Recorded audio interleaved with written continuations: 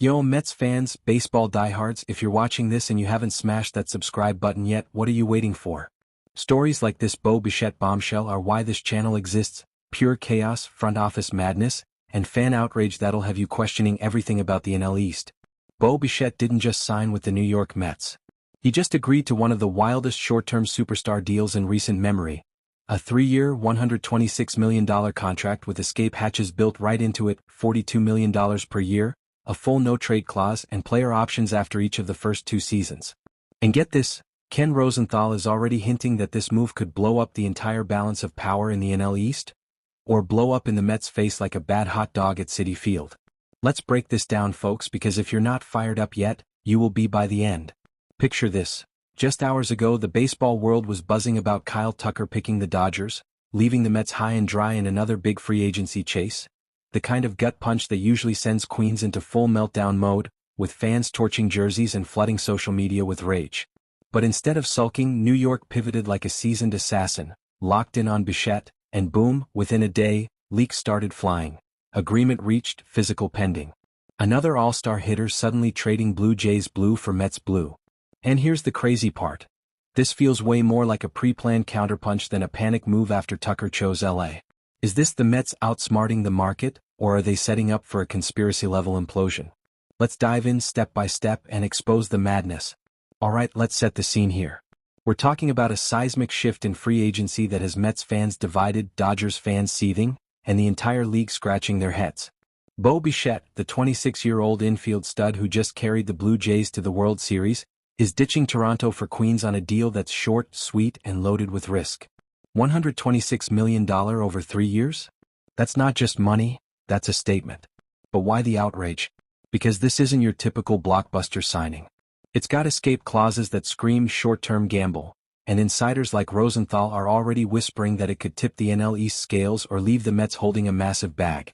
Fans are furious, some calling it a genius steal, others a reckless overpay that ignores Bichette's red flags. People are losing their minds on Twitter, Reddit, and in the stands. Why? Because this isn't just a player swap, it's a front office chess move that could redefine the Mets season, or bury them in debt and disappointment. To understand why the Mets were willing to step that far out on the ledge, you have to rewind the full Bichette arc in Toronto. From 2021 to 2023, this guy was a pure hitting machine, leading the AL in hits in back-to-back seasons, slashing over .300 with an OPS north of .800, and grading out as a 20% better than league average bat by advanced metrics like WOBA. He was a middle-order nightmare, spraying line drives to every field and making pitchers sweat. But then came the crash in 2024, .225 average, worst OPS as a big leaguer, negative WAR, and nagging injuries that fueled whispers his all-out style and daily grind at shortstop were catching up. Defensive metrics? They torched him, poor range, weak arm, turning shortstop into a liability. Fast forward to 2025. He rewrote the script, grinding to a .311 average over 139 games, piling up 181 hits, and helping the Jays win the AL. He cut strikeouts, went back to being a contact king, and even launched that iconic 3-run Game 7 homer in the World Series, the swing that almost gave Toronto their first title since the 90s. But that knee scare in September? It cost him the rest of the season, raising durability questions. And his glove? Still a talking point, evaluators saw him as a future second or third baseman, not a shortstop. The Blue Jays offered a $22 million qualifying offer. He rejected it and they let him walk for draft picks and flexibility. Meanwhile, the Mets? They're a team desperate for offense with a history of big swings and bigger misses. Steve Cohen's wallet is open, but David Stearns preaches defense and two-way value. This signing? It's their boldest bet yet. Here's where it gets conspiratorial, folks. Why does this feel like a strategic masterstroke buried in chaos? Reports suggest the Mets had Bichette in their sights before Tucker even signed with LA. Was this a pre-planned pivot, a front office leak to force Toronto's hand? Or is it the Mets manipulating the market, using Cohen's cash to snatch a star while avoiding long-term anchors? Bichette wanted control, short deals with opt-outs to hit free agency again in his prime. By giving him that, the Mets gain leverage, but at what cost? Insiders whisper this is part of a bigger plan. Flood the roster with high-upside bats, win now and worry about the fallout later. But is there a dark side? Some say the Mets are conspiring to destabilize the NL East, turning Bichette into a weapon against the Phillies and Braves. Others suspect it's a cover for internal panic. Missing on Tucker exposed weaknesses, so they overcorrected with a risky gamble. The question is, are the Mets playing 4D chess, or are they the pawns in Bichette's path to an even bigger payday? You tell me, does this reek of manipulation?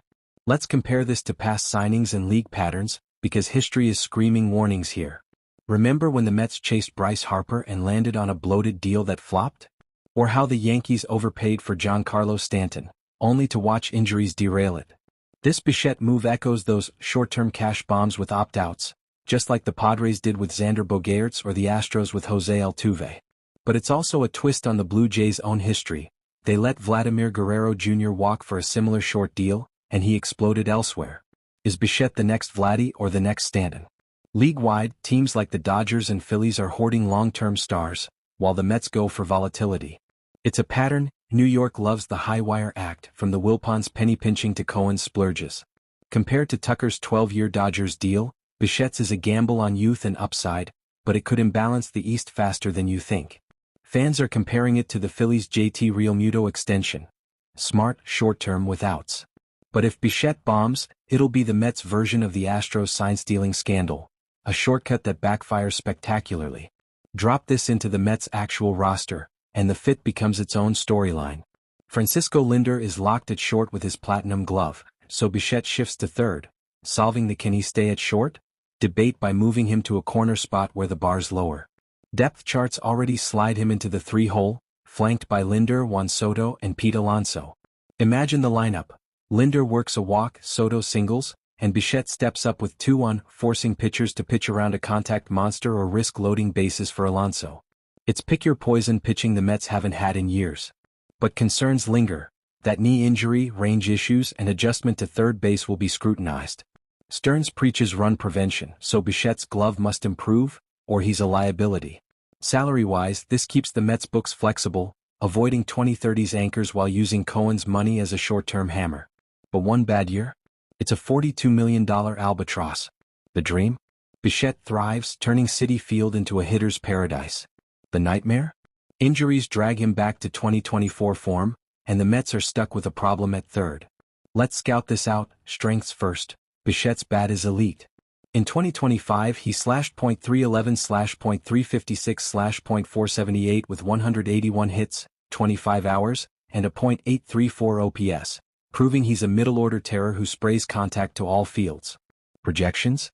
If healthy he's a 3 to 4 WAR guy with upside for 30-plus HRs in a hitter-friendly park. Weaknesses? Defense is the killer. At short, his range graded out as bottom 10%, arm is average at best. That knee scare in September? It reopened durability doubts, especially at a reaction-heavy spot like third. Advanced metrics like DRS and OAA hammered him in Toronto, but reports say he worked with vets like Matt Chapman on footwork and reads.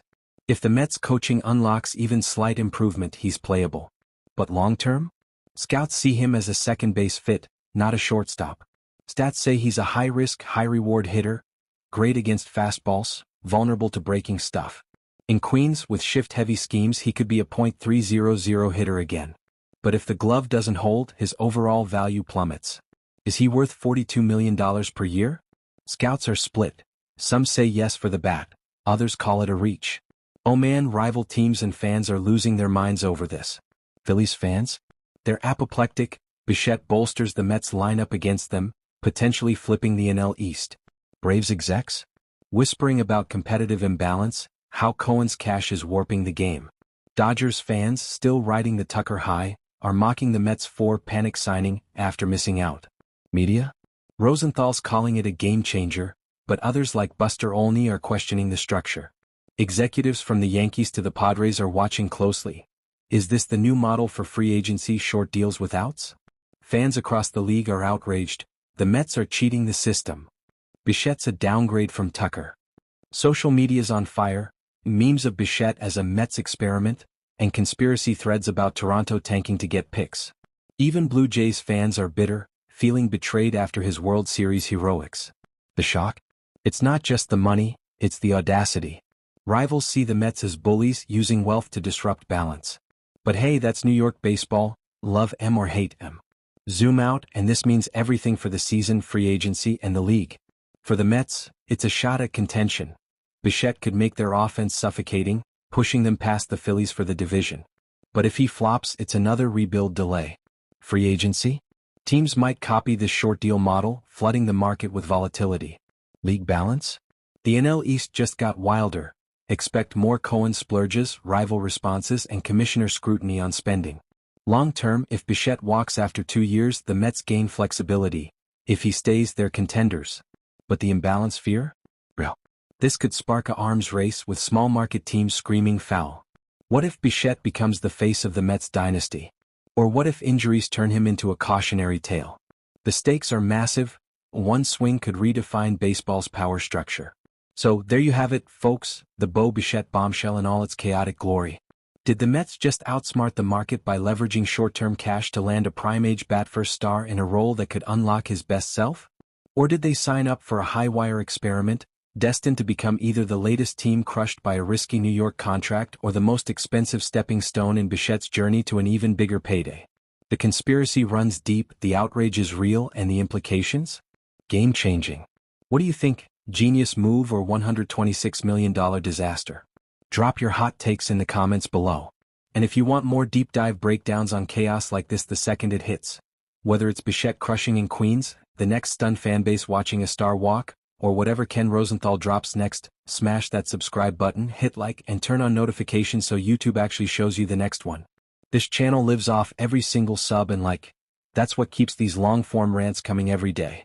You've been watching the show Insider. Thanks for hanging out, stay locked in because the next bombshell could drop at any moment and we're not missing it.